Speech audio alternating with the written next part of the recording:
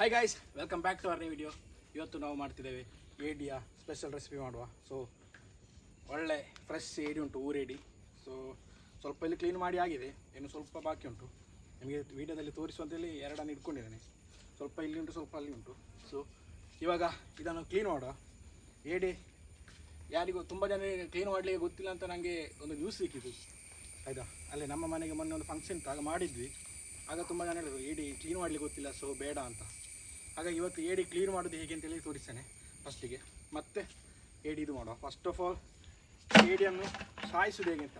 ಸಾಯಿಸುವುಂಟಲ್ಲ, ಸ್ವಲ್ಪ ಅದನ್ನು ನೋಡಿ. ಆ್ಯಕ್ಚುಲಿ ಏಡಿಯಲ್ಲಿ ನೀವು ಅಬ್ಸರ್ವ್ ಮಾಡಿಬೋದು, ಯಾವಾಗಲೂ ಒಂದು ಕೈ ದೊಡ್ಡದು, ಒಂದು ಕೈ ಸಣ್ಣದಿರ್ತದೆ. ಒಮ್ಮೊಮ್ಮೆ ಅದು ಉದುರಿ ವಾಪಸ್ ಅದು ಎಲ್ಲರೂ ಬಿದ್ದು ವಾಪಸ್ ಅದು ದೊಡ್ಡದಾಗ್ತದೆ. ಬಟ್ ಈ ಒಂದು ಏಡಿಯಲ್ಲಿ ಹೇಗಾದರೂ ನೀವು ಬರ್ತಿಂದಲೇ ನೀವು ಟೆಸ್ಟ್ ಮಾಡಿರೋದು ನೋಡ್ಬೋದು, ಒಂದು ಕಾಲು ಯಾವತ್ತಿರೂ ದೊಡ್ಡದಿರ್ತದೆ, ಸ್ವಲ್ಪ ದೊಡ್ಡದಿರ್ತದೆ. ಸೊ ಫಸ್ಟ್ ಆಫ್ ಆಲ್ ಏಡಿಯನ್ನು ಹಿಡಿಯೋರಿಗೆ ಗೊತ್ತಿರ್ಬೋದು, ಈ ಥರ ಹಿಡಿತಾರೆ ತುಂಬ ಜನ. ಸೊ ಫಸ್ಟಿಗೆ ಇದನ್ನು ಇದು ಕ್ಲೀನ್ ಮಾಡಿದೆ ಅಂತ ನೋಡುವ. ಫಸ್ಟ್ ಆಫ್ ಆಲ್ ಒಂದು ಕಾಲನ್ನು ತೆಗಿಯೋ. ಈಗ ಈ ಸೀಸನಲ್ಲಿ ಇದಕ್ಕೆ ತುಪ್ಪ ಜಾಸ್ತಿ ಇರ್ತದೆ. ಸೊ ನೋಡಿ, ಇದು ದೊಡ್ಡ ಕಾಲು. ಸೊ ಇವಾಗ ಅದನ್ನು ಅಷ್ಟು ಮಾಡಿ ಆದ ನಂತರ ಬೇಕಾದರೆ ಇದನ್ನು ಸಾಯಿಸಿ ಸಹ ಕ್ಲೀನ್ ಮಾಡ್ಬೋದು. ಅದಕ್ಕಿಂತ ಇಲ್ಲಿ ಇದನ್ನು ನೋಡಿ, ಇವಾಗ ಇದನ್ನು ಈಗ ಕಾಲು ತೆಗೆದಾದ ನಂತರ ಇದನ್ನು ಇಲ್ಲಿಗೆ ಹೊಟ್ಟೆಯಿಂದ ಒಂದು ಇದು ಬರ್ತದೆ. ಸೊ ಇದನ್ನು ತೆಗೆದು ಮತ್ತು ತುಂಬ ಜನ ಖಾಲಿ ಬೆರಳನ್ನು ತೆಗೆದು ಇದನ್ನು ಈ ಸೆಲ್ ಮಾತ್ರ ಇಡ್ತಾರೆ, ಆ ಥರನೂ ಇಡ್ಬೋದು. ಬಟ್ ನಾವು ಇಲ್ಲಿ ಸಣ್ಣದಿಂದ ಹೇಗೆ ಅಂತಂದರೆ ಕರೆಕ್ಟ್ ಇಲ್ಲಿ ನಡುವಿಂದ ಭಾಗ ಮಾಡಿ ಕಾಲು ಮತ್ತು ಇದು ಸೆಲ್ ಒಟ್ಟಿಗೆ ಇರ್ತದೆ. ಸೊ ಹಾಗೆ ಅದಾದ ನಂತರ ನಿಮಗೆ ಯಾವ ಥರ ಬೇಕೋ ಆ ಥರ ಮಾಡ್ಬೋದು, ಬಟ್ ನಾವು ಈ ಥರ ಮಾಡುವಂಥದ್ದು. ಸೊ ಇನ್ನು ನೆಕ್ಸ್ಟ್ ಇದರ ಉಗುರನ್ನು ತೆಗಿಬೇಕು, ಸಣ್ಣ ಕಾಲಿನ ಉಗುರು ಫಸ್ಟಿಗೆ ತೆಗೆಯುವ. ಆದ ನಂತರ ಇದರಲ್ಲಿ ತುಂಬ ಜನ ಇದರಲ್ಲಿರೋ ತುಪ್ಪವನ್ನು ಹಾಗೆ ಇಡ್ತಾರೆ, ಅದು ನಿಮಗೆ ಬೇಕಾದಾಗೆ ಮಾಡಿ. ಬಟ್ ನಾವು ತುಪ್ಪವನ್ನು ಇಡೋದಿಲ್ಲ, ತುಪ್ಪವನ್ನು ಸಹ ಚಂದ ಕ್ಲೀನ್ ಮಾಡಿ ಇಡುವಂಥದ್ದು.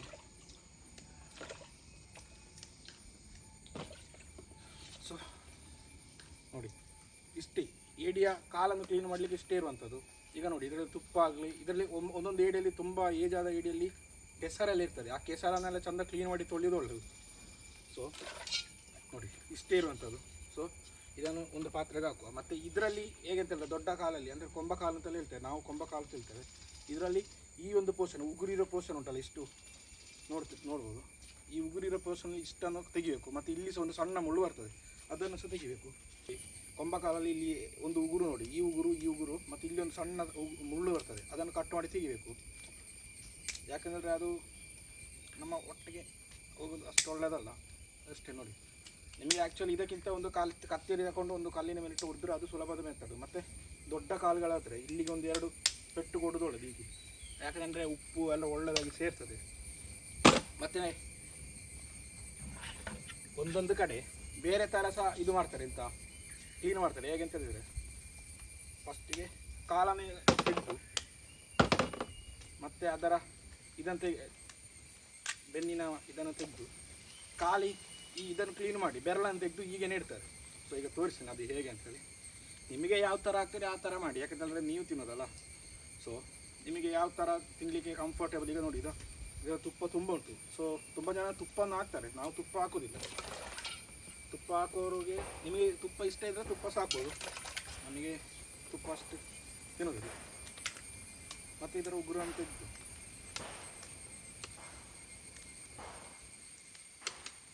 ಈ ಬೆರಳನ್ನು ತೆಗೆದು ಅದಕ್ಕೆ ಹಾಕಿದರೆ ಆಯಿತು.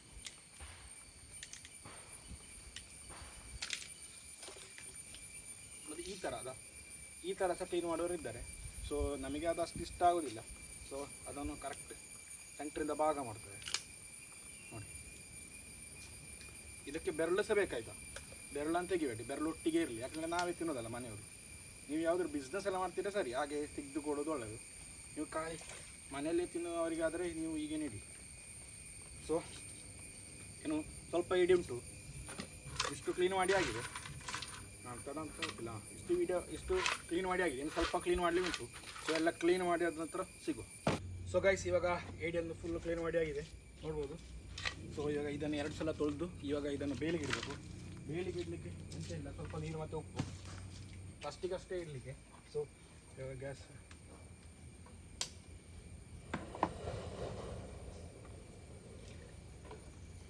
ಇವಾಗ ಇದಕ್ಕೆ ನೀರು ಹಾಕುವ.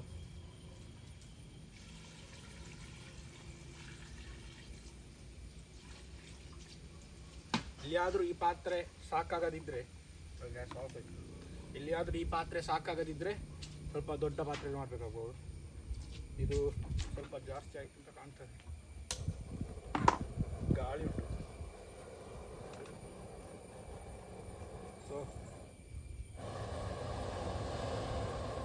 ಸೊ ಈಗ ಇದು ಬೆಂದು ಬರಲಿ. ಅದರ ಸೊ ಗೈಸ್ ಇವಾಗ ಅದು ಬೆಂದು ಬರುವಾಗ ತೆಂಗಿನಕಾಯಿ ಬೇಕು. ಅದಕ್ಕೆ ಸ್ಪೆಷಲ್ ಆಗಿ ತೆಂಗಿನಕಾಯಿ ರೋಸ್ಟ್ ಮಾಡಿ ಹಾಕಲಿಕ್ಕೆ ಉಂಟು. ತೆಂಗಿನಕಾಯಿನ ರೋಸ್ಟ್ ಮಾಡ್ತಿದ್ದಾರೆ ಅಜ್ಜಿ. ಸೊ ಈಗ ಅದನ್ನು ನೋಡಿ ಬರೋದು.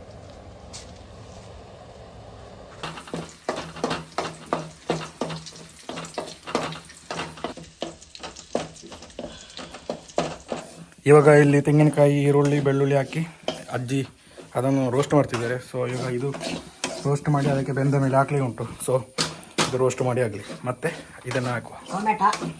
ಟೊಮೆಟೊ ಹಾಕಿದ್ದಾರೆ ಅಂತೆ, ಹಾಕ್ಬೇಕಷ್ಟೇ. ಸೊ ಇವಾಗ ಇದು ರೋಸ್ಟ್ ಆಗಲಿ. ಸೊ ಗಾಯ್ಸ್ ಇವಾಗ ಇದಕ್ಕೆ ಅರಶಿನ ಮತ್ತು ಉಪ್ಪು ಹಾಕ್ಲಿಕ್ಕೆ ಉಂಟು. ಸೊ ಅದನ್ನು ಅಜ್ಜಿ ಹಾಕ್ತಾರೆ. ಅರಿಶಿನ ಹಾಕೋದು, ಉಪ್ಪು ಅಜ್ಜಿ ಹಾಕ್ತಾರೆ. ಎಲ್ಲರೂ ಜಾಸ್ತಿ ಆಗ್ಬಾರ್ದು. ಸೊ ಬೇಕಾದಷ್ಟು ಉಪ್ಪು ಸ್ವಲ್ಪ ಜಾಸ್ತಿ ಹಾಕಿ, ಯಾಕಂತೇಳಿದ್ರೆ ಅದು ಒಳಗೆ ಹಿಡಿಬೇಕಲ್ಲ. ಇದರ ನೀರನ್ನೇಗೂ ಮತ್ತು ಗುಚ್ಚಲಿಗುಂಟು, ಇದರ ನೀರು ಯೂಸ್ ಮಾಡೋದಿಲ್ಲ. ಸೊ ಇವಾಗ ಇದು ಚಂದ ಬೆಂದು ಬರೋವರೆಗೆ ವೆಯ್ಟ್ ಮಾಡೋ. ಸೊ ಗಾಯ್ಸ್ ಅಲ್ಲಿ ತೆಂಗಿನಕಾಯಿ ರೋಸ್ಟ್ ಮಾಡ್ತಿದ್ದಾರೆ, ತೆಂಗಿನಕಾಯಿ ತುರಿಯನ್ನು. ಇವಾಗ ಏಡಿಲಿ ಬೇಯ್ತಾ ಉಂಟು, ಆಲ್ಮೋಸ್ಟ್ ಒಂದು 50% ಬೇಯ್ತಾ ಬಂತು. ಇವಾಗ ಇದಕ್ಕೆ ಸ್ವಲ್ಪ ಮೆಣಸಿನ ಹುಡಿ ಹಾಕುವ. ಆಗ ನಾವೊಂದು ಮಿಸ್ಟೇಕ್ ಹೇಳಿದೆ, ಇದರ ನೀರು ಚೆಲ್ಲಿಗುಂಟು. ಇದರ ನೀರು ಚೆಲ್ಲಿಗಿಲ್ಲ, ಇದನ್ನು ಹಾಗೆಯೇ ಬಿಡಬೇಕು. ಯಾಕಂದರೆ ಚೆಲ್ಲಿದರೆ ಅದರ ಮೈನ್ ಇದು ಹೋಗ್ತದಲ್ಲ. ಆಗ ಮಿಸ್ಟೇಕಲ್ಲಿ ಹೇಳಿದೆ ಉಪ್ಪು ಜಾಸ್ತಿ ಹಾಕ್ಬೇಕು. ತುಂಬ ಜಾಸ್ತಿ ಹಾಕಬೇಡಿ, ತುಂಬ ಜಾಸ್ತಿ ಹಾಕಿದರೆ ಮತ್ತೆ ಉಪ್ಪಾಗ್ಬೋದು. ಸೊ ಇವಾಗ ಇದಕ್ಕೆ ಮೆಣಸಿನ ಹುಡಿ, ನಿಮಗೆ ಎಷ್ಟು ಖಾರ ಬೇಕೋ ಅಷ್ಟು ಖಾರ. ಇದು ತುಂಬ ಖಾರ ಉಂಟು ಮೆಣಸಿನ ಹುಡಿ. ಆ ಮೆಣಸಿನ ಹುಡಿಯನ್ನು ಎಣ್ಣೆಯಲ್ಲಿ ಫ್ರೈ ಮಾಡಿ ಇವಾಗ ಅದನ್ನು ಇದಕ್ಕೆ ಹಾಕುವ.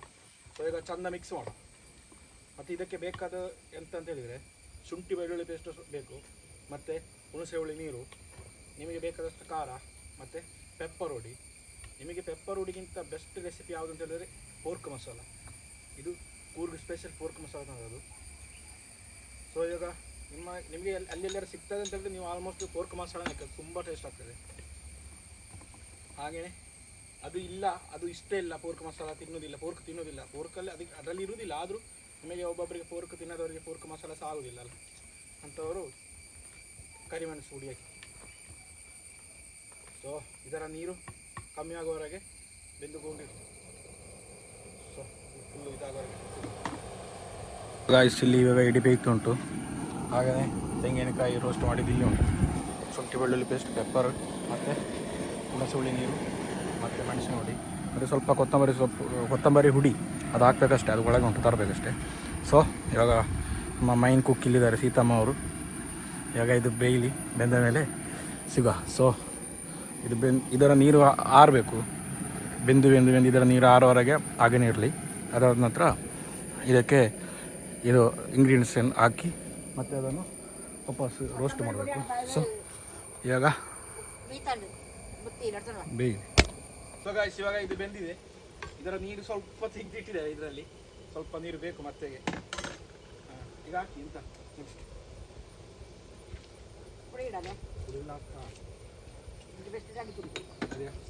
ಸೊ ಇವಾಗ ಫಸ್ಟಿಗೆ ಹುಣಸೆ ಹುಳಿ ನೀರು, ಹುಣಸೆ ಹುಳಿ ನೀರು ಹಾಕಿ ಆದ ನಂತರ ಸ್ವಲ್ಪ ಪೆಪ್ಪರ್.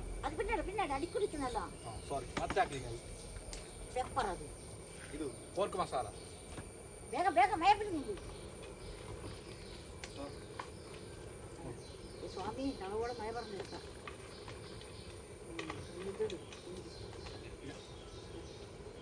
ಇವಾಗ ಶುಂಠಿ ಬೆಳ್ಳುಳ್ಳಿ ಪೇಸ್ಟ್ 1 ಸ್ಪೂನ್ ಸಾಕು. ಒಂದು ಎಲ್ಲ ಹಾಕಿದೆ. ಮತ್ತು ಸ್ವಲ್ಪ ಕರಿಮೆಣಸು ಹುಡಿ, ಪೆಪ್ಪರ್ ಹುಡಿ ಅರ್ಧ ಟೀ ಸ್ಪೂನ್ ಎಲ್ಲ ಇಟ್ಟಿದ್ದಾಳೆ. ಸೊ ನೆಕ್ಸ್ಟ್ ಇದು ಇಲ್ಲ ಕೊತ್ತಂಬರಿ ಸೊಪ್ಪು ಅಲ್ಲ, ಕೊತ್ತಂಬರಿ ಹುಡಿ. ಸೊ ಇವಾಗ 1 ಸ್ಪೂನು ಕೊತ್ತಂಬರಿ ಹುಡಿ, 2ನೇ ಸ್ಪೂನ್ 1.5 ಸ್ಪೂನು ಕೊತ್ತಂಬರಿ ಹುಡಿ,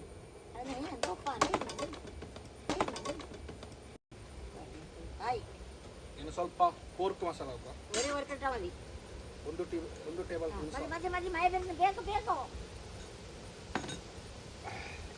ಇನ್ನು ಚಂದ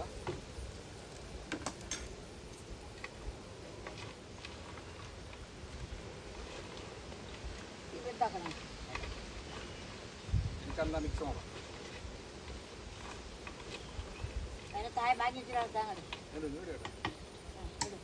ಇನ್ನು ಇವಾಗ ತೆಂಗಿನಕಾಯಿ ತುರಿ ರೋಸ್ಟ್ ಮಾಡಿ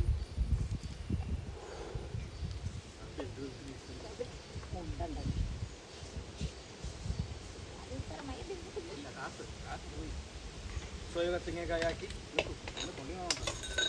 ಚಂದ ಮಿಕ್ಸ್ ಮಾಡುವ. ಬೋಂಡಿ ಆಗಲಿ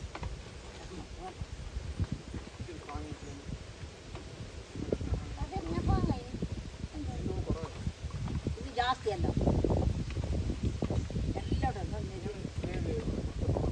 ಆಗ ತೆಗ್ದಿಟ್ಟ ನೀರು ಸ್ವಲ್ಪ ಹಾಕುವ.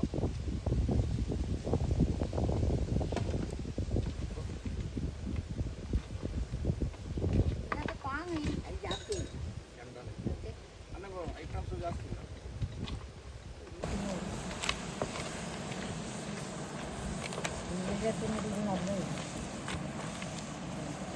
ಏನು ಸ್ವಲ್ಪ ಹೊತ್ತು ಲೋ ಫ್ಲೇಮಲ್ಲಿ ಆಗಿ ಇಡು.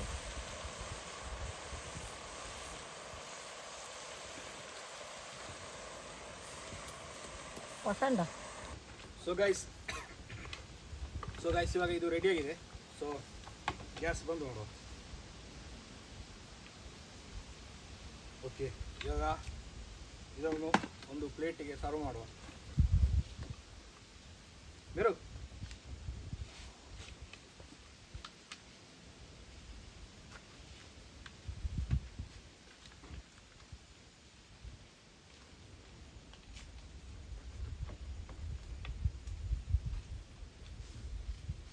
ಸೊ ಗಾಯ್ಸ್ ಇವಾಗ ಏಡಿ ರೆಸಿಪಿ ರೆಡಿಯಾಗಿದೆ. ಸೊ ಈಗ ಅದನ್ನು ಟೇಸ್ಟ್ ಮಾಡೋದು. ತಗೊಳ್ಳಿ ಒಂದು ಪೀಸ್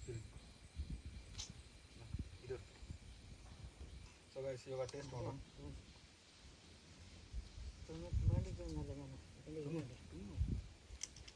ಸೊ ಗೈಸ್ ನೋಡಿ ಗೈಸ್, ಇದರ ಪೀಸ್ ನೋಡಿ ಹೇಗೆ ಉಂಟು ಅಂತ. ಸೊ ಈಗ ಟೇಸ್ಟ್ ಮಾಡು. ಸಣ್ಣ ಕಾಲು ತಗೊಳ್ತೇನೆ, ದೊಡ್ಡ ಕಾಲು ಮತ್ತೆ ತಿನ್ನು. ಆಗಿದೆ.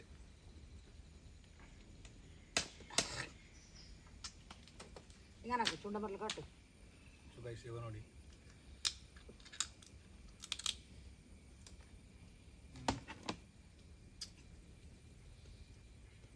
ಲೈಕ್ ಕೊಡಿ ಎಸ್ ನೋಡಿ ಒಳ್ಳೆ ಆಗಿದೆ. ಒಳ್ಳೆಯದಾಗಿದೆ. ನಿಮಗೆ ಇಷ್ಟ ಆದರೆ ಈ ವಿಡಿಯೋ ನಿಮಗೆ ಇಷ್ಟ ಆದರೆ ಲೈಕ್ ಮಾಡಿ, ಇಷ್ಟ ಆದರೆ ಡಿಸ್ಲೈಕ್ ಮಾಡಿ. ಮುಂದಿನ ವಿಡಿಯೋದಲ್ಲಿ ಸಿಗುವ. ಬಾಯ್ ಬಾಯ್ ಆಗು. ಬಾಯ್. ಅಲ್ಲ ಚಿಕ್ಕು ನೊಕ್ಕೆಲ್ಲ ದೊಡ್ಡ ಮಾತ್ರ ಬಾನು. So bye ತರಾಕು